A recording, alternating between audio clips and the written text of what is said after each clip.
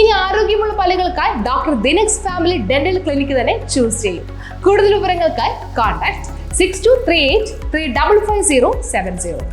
വിശപ്പുരഹിത ഗ്രാമം ലക്ഷ്യമാക്കി ഉച്ചയ്ക്കൊരു പൊതിച്ചോർ പദ്ധതി ഉദ്ഘാടനം ചെയ്തു. ഉച്ചക്കൊരു പൊതിച്ചോറിന്റെ വിതരണോദ്ഘാടനം KT പൗലോസ് നിർവഹിച്ചു.